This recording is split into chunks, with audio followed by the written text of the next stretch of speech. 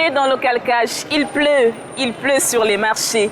Un virus infeste l'économie mondiale depuis décembre 2019. La menace du Covid-19 a forcé le Cameroun à se barricader. Les frontières sont fermées. Fini l'escale au snack bar du coin pour limiter la contagion. Et un confinement qui étouffe en premier lieu les marchés locaux au ralenti et le secteur informel grippé. Comment se déploie le virus dans un contexte où des millions de Camerounais vivent au jour le jour, où les PME survivent sans oxygène financier et surtout un contexte où l'importé fait le gros du garde-manger.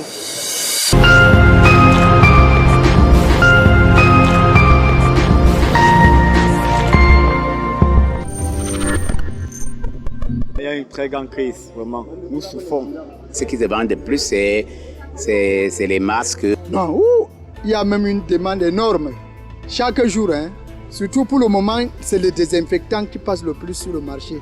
Nous avons juste diminué les quantités qui ne sont même pas consommées. On a perdu à peu près, 90% de nos clients. Aujourd'hui, là, on est à peu près à 5 à 10 clients par jour. Au niveau du chiffre d'affaires, belle catastrophe. Belle catastrophe, tout simplement. Pas facile pour nous, mais on fait comment? Comme le gouvernement proclame cela, nous sommes obligés à supporter cela. Donc, nous sommes supposés à ne plus surcharger. C'est que ventre affamé n'a point d'oreille. Sincèrement, le secteur des transports passe pour être le plus impacté par ce coronavirus. Ces spéculateurs-là sont de simples apprentis sorciers. La réaction du gouvernement est ferme. Nous fermons. Nous scellons. C'est non. Les engagements, les crédits, les dettes. On t'attend avec l'argent, les intérêts, les tontines. C'est pas facile, mais bon, la cause est noble. On fait avec quoi. Comme disait le Nigérian chinois, le monde se fondre. Aujourd'hui, Local Cash démasque les effets du coronavirus sur la petite économie. Vivez-en les symptômes chez la Bayam Selam, au bar du coin et dans les ménages. Nous dresserons un premier diagnostic avec les experts en économie et surtout la petite vitamine de prescription en fin d'émission. Comment faire le marché sans aller au marché? Restez confinés, nous menons l'enquête pour vous. Suivez-nous.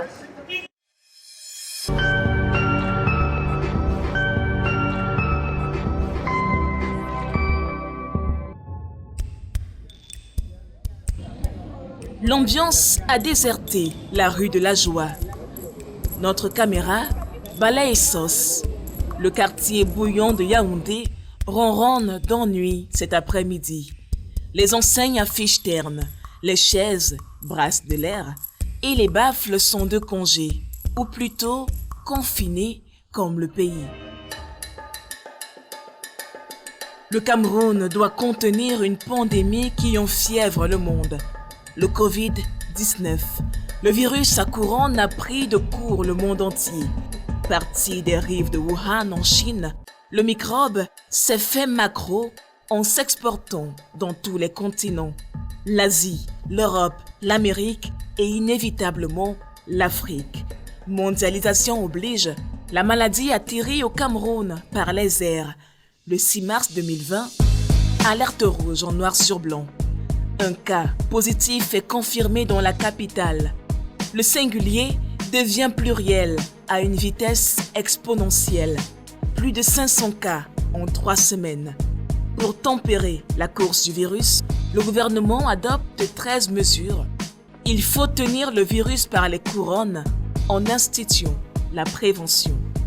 Et jusqu'à nouvel ordre, les frontières terrestres, aériennes et maritimes du Cameroun seront fermées.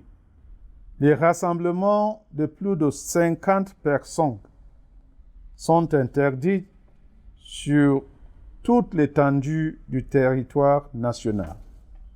Les débits de boissons, les restaurants et les lieux de loisirs seront systématiquement fermés à partir de 18 h. Des décisions, barrières pour le Covid, meurtrières pour l'économie locale. Silence dans les bois de Sainte-Anastasie. Il est midi. Le cadre est coquet, la table est dressée, mais personne pour savourer le fumet du buffet. Depuis que l'annonce a été faite par le Premier ministre, plus rien ne marche. Plus rien ne marche. 13h, 14h déjà, même pas une personne. Et comme ça, tout le temps. Nous résistons encore jusqu'au jour où le moment où le portail sera fermé. Fermer serait la meilleure option pour le chef Émile Ngoulou. Le risque de contamination est trop grand, le manque à gagner trop important. Quand on est au restaurant, on va enlever le masque pour manger. Et pendant qu'on mange, on peut éternuer, on peut discuter. Les distances des tables ne sont pas toujours réglementaires dans tous les restaurants. Au niveau économique, il n'y a aucun intérêt à être ouvert. Un restaurant qui pouvait faire 60 couverts en moyenne, quand il se retrouve à faire 5, en faire 6, quand on en fait 10, on est un peu content, mais nous sommes bien d'accord qu'avec 10 couverts, on n'amortit pas ses dépenses. Au niveau du chiffre d'affaires, belle catastrophe. Belle catastrophe aussi parce que les entrées parallèles du restaurant sont désormais closes. Depuis l'arrivée du coronavirus, nous avons perdu en termes de chiffre d'affaires presque 90% de nos clients. Et une journée comme celle d'aujourd'hui, on a fait 0 client depuis l'ouverture. On ne compte pas également les annulations en termes de manifestations, les mariages, les séminaires. Les restaurateurs ont dû alléger leur menu face à une clientèle au régime Covid-19. Nous avons juste diminué les quantités qui ne sont même pas consommées.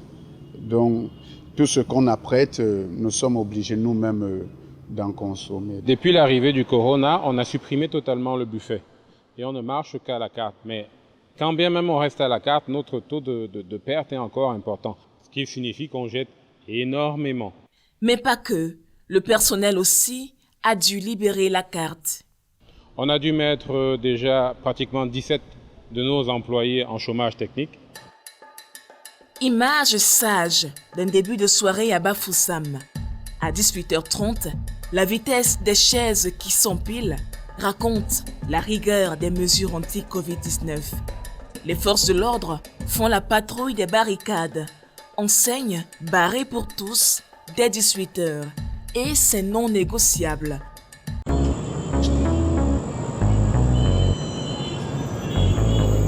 Un discours du Premier ministre qui est passé hier, avec au moins 24 ans. Elle-même, elle est OK.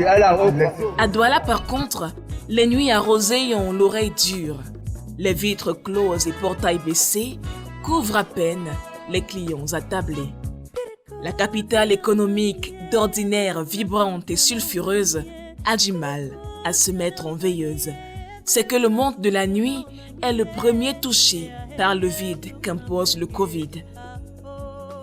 Il y a des petites activités qui se déroulent autour de la grande animation du soir. C'est des vendeurs de boissons, c'est des vendeurs de viande grillée, c'est des tenanciers de petites cafettes et un ensemble d'autres personnes qui profitent de l'activité de nuit afin de pouvoir se déployer.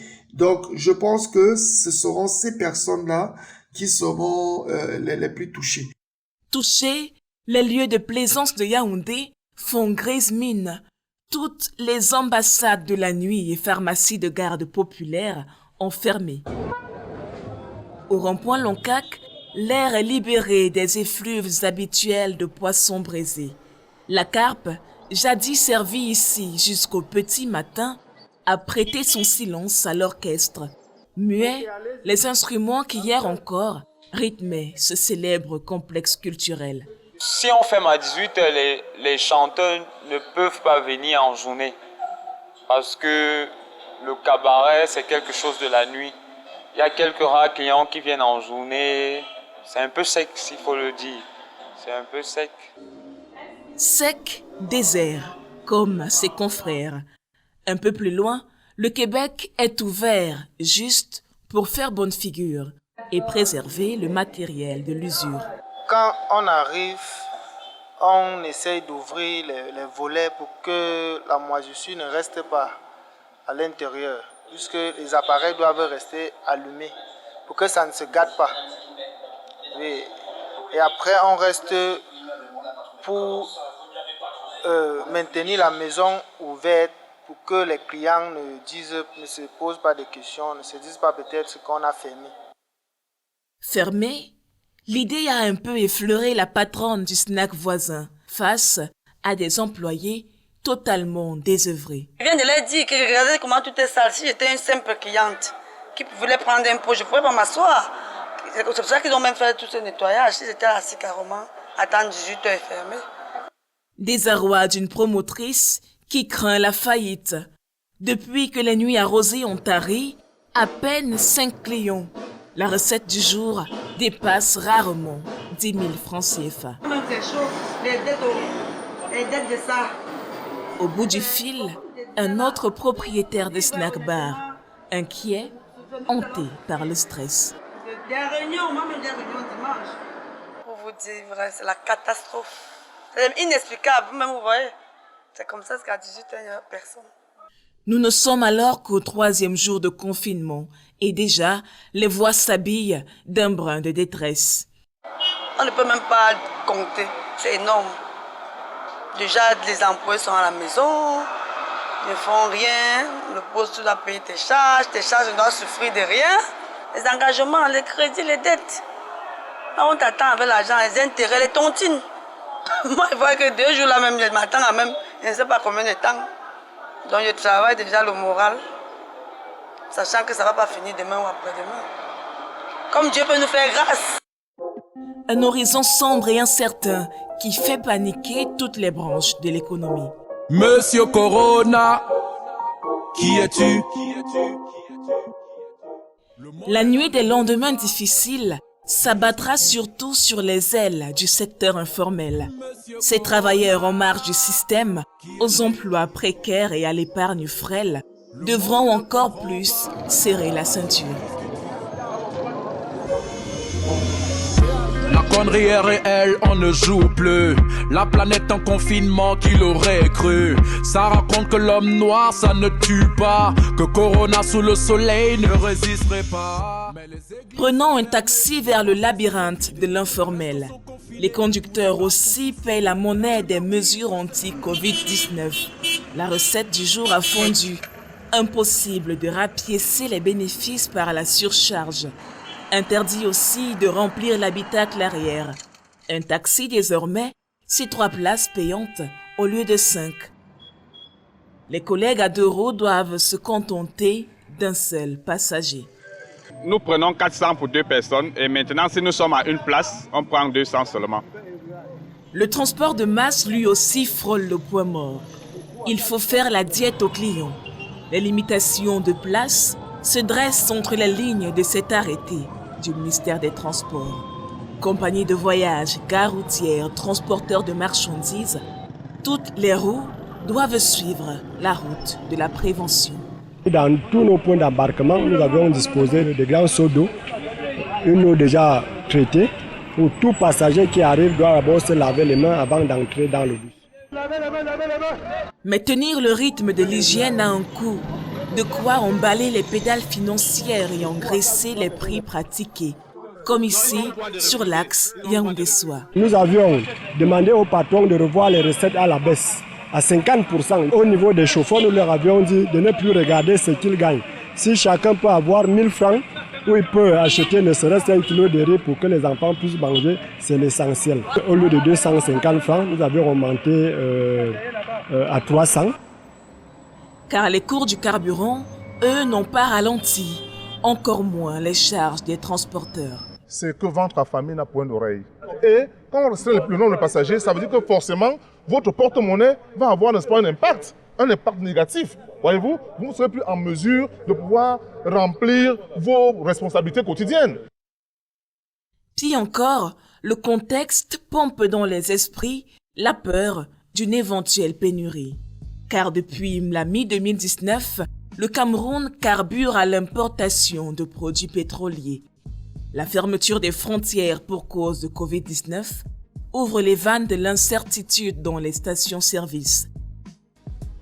Les transporteurs menacent d'actionner le feu rouge de la grève.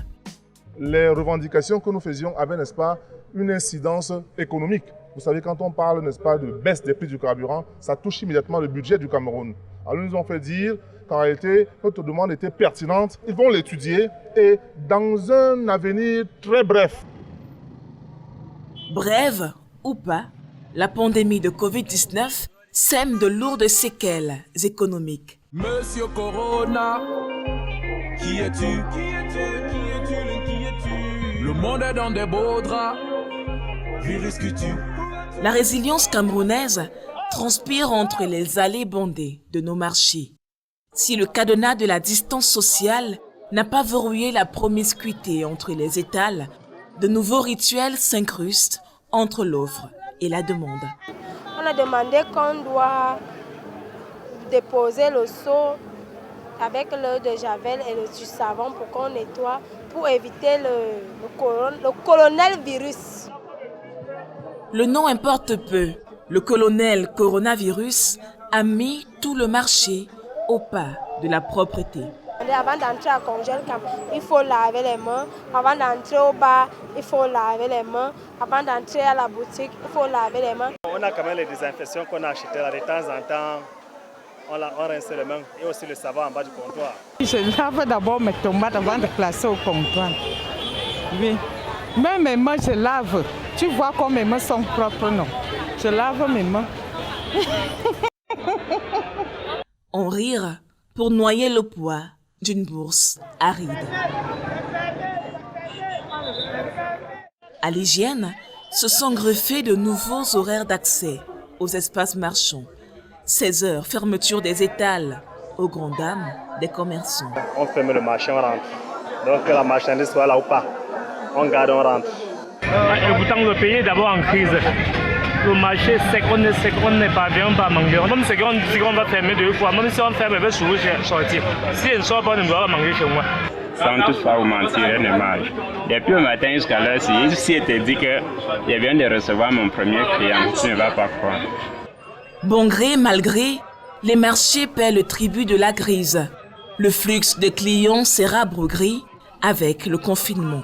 Fermer à 16 heures, c'est vraiment un gros manque à gagner. Et vraiment, notre espérance en tant que commerçant, c'est qu'il y aura des mesures d'accompagnement, sincèrement. Sinon, on ne va pas s'en sortir, puisqu'il y a des taxes à payer et qu'on sort et qu'on sort. Il y a une très grande crise, vraiment. Nous souffrons. Et encore avec l'empêchement qu'on a fait, les enfants n'aillent plus à l'école, vraiment, ça a changé complètement. Il n'y a plus rien. Ce n'est pas bon parce que le marché est d'abord dur. Regarde par exemple, depuis le matin qui achète. Et si on ferme le marché à 16 heures, les enfants vont manger quoi? C'est du bouillon de pâtes et que le bœuf. Voilà. Que manger quand la psychose s'attable au garde-manger? La spéculation illégale fait loi dans certaines surfaces. Les produits importés, comme le riz et le poisson, se gonflent parfois de quelques centimes, malgré les mises en garde du gouvernement. Partout où la spéculation se fait, partout en tout cas où il y a des tentatives de spéculation, la réaction du gouvernement est ferme. Nous fermons, nous scellons. Illustration, sanction, ces enseignes scellées pendant une tournée d'inspection.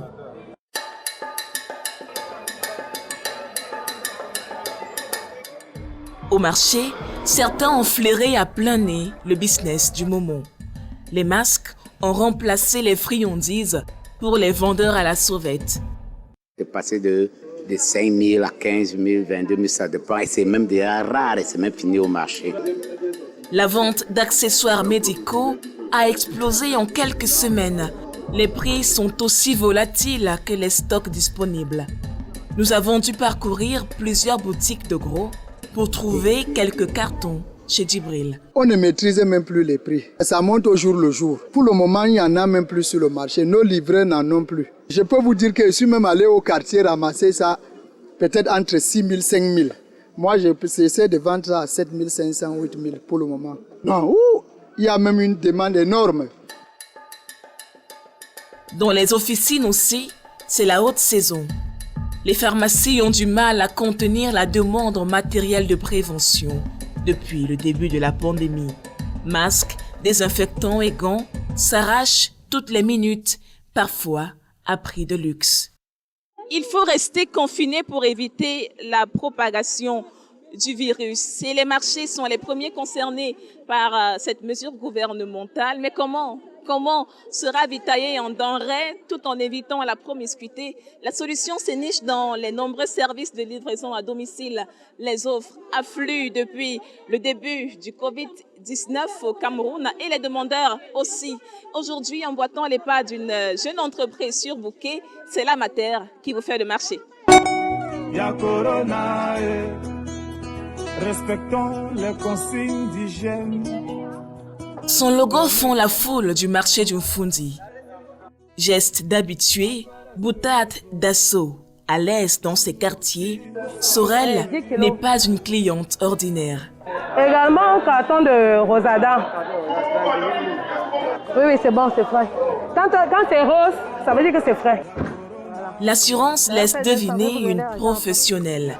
Elle est l'un des bras de la Mater Service, une entreprise de livraison à domicile qui met l'accent sur l'achat des vivres frais et la livraison des sacs de courses tout faits. Généralement, c'est pour des enfants qui sont de l'autre côté ou bien des personnes qui sont de l'autre côté à l'international, qui font du marché, qui peuvent faire le marché pour leur famille résidant ici au Cameroun. Également pour ceux qui vivent au Cameroun et qui ont besoin peut-être du marché de la semaine ou du mois, qui n'ont pas de temps d'aller faire le marché. Les pas de Sorel ont le secret de tous les circuits des marchés de Yaoundé. Que ce soit à Fundi, Mokolo ou marché 8e, nous avons des fournisseurs. Donc quand on vient, c'est un peu comme une sorte de collecte. Aujourd'hui, les achats ont un poids inhabituel. 10 kilos de farine. Donc c'est quelqu'un qui fait ses provisions pour la situation de crise, quoi. Ouais. L'offre séduit par ces temps de crise sanitaire et la Mater Service affronte le danger en réduisant le risque. Malheureusement, ça nous coûte très cher parce qu'un cache-nez comme ça en pharmacie, moi je l'ai acheté à 500 francs. Vous voyez un peu. Et les gars en pharmacie, c'est 150. L'entreprise est née en mars 2019 sous l'impulsion de jeunes étudiants camerounais de la diaspora. Le Covid-19 a fait croître son aura sur les réseaux sociaux. Les Camerounais n'ont pas conscience de cette pandémie. Or, nous, quand nous essayons de travailler en cette période de crise, c'est que nous souhaitons que les gens soient vraiment confinés. Démarrons, un client attend sa livraison. Quand il y a une livraison, mais c'est pas moi qui ai livré les trois autres, quoi. Direction Fougerolles, à la périphérie de Yaoundé. Les achats du jour ont été commandés d'outre-Atlantique. Ils n'ont pas encore cette culture d'acheter en ligne, de faire le marché en ligne. Ils n'ont pas encore cette culture-là. Ils veulent eux-mêmes venir au marché, toucher du doigt leurs propres marchandises. C'est que le coût du service est à la hauteur du sacrifice. En plus des commissions sur chaque commande, il faut débourser 3 000 francs CFA pour la livraison. Les commissions varient entre 2 et 10%. Mais dans ces commissions, nous avons des frais de la manutention sur le marché, sans compter le temps que nous prenons pour faire ce marché. Et après avoir fini, il y a maintenant ce qu'on appelle les frais de livraison. Puisque nous ne savons pas exactement où vous vous trouvez, pourvu que ce soit dans les communes de Yaoundé, dans les 7 communes de Yaoundé, nous vous livrons au prix de 3 000 francs. Un peu cher payé quand même pour le citoyen lambda. Mais la jeune entreprise compte sur des cibles bien précises. Les gens qui sont occupés, les gens qui sont malades, des gens qui sont assez âgés, qui n'ont pas assez de force pour faire le marché. D'autres aussi, ceux qui ont la phobie du marché. Parfois aussi on va dire des stars, parce que généralement... Pour l'heure, les sapeurs-pompiers du marché opèrent uniquement dans les grandes villes, ultra connectées. Tenez, une commande vient de vibrer sur WhatsApp. Oui, qu'est-ce qu'ils ont demandé? Je vois bâton de manioc, banane verte, et crédit séché, ensemble, poivre blanc, gros paquet salé. Oui, bonjour, maman Lisette. Oui. Malgré l'adressage bancal de la ville, nous arrivons à bon port. Bonjour, mode corona oblige. Distance et sécurité 1 mètre. Maman Lisette attendait de pied ferme ses vivres frais. Ça m'économise l'énergie. Et le temps. Comme la Mater Service, des initiatives locales incruste quelques solutions, dont la photographie de la riposte à la pandémie. Restez chez vous, ce n'est pas tuant. C'est sorti qu'on veut tous là qui peut nous tuer. Sur le marché, oubliez la pénurie de gel hydroalcoolique. Des désinfectants made in Cameroun ou fait maison se vendent à tous les coins de rue. De fil en aiguille, les couturiers ont pris la mesure de la demande en masques. Nous, on n'a plus le travail, c'est seulement ça qu'on est dedans chaque jour. Et s'il n'y a pas les commandes, nous-mêmes on fait, on expose, on vend, ça ne dure pas. Nous, on vend à 500. En une journée, on fait même 100 pièces.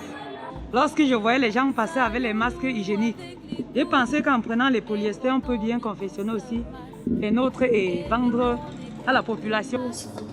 L'offre de cache-nez en tissu, lavable et réutilisable, laisse poindre, avec style bien sûr, des lendemains optimistes.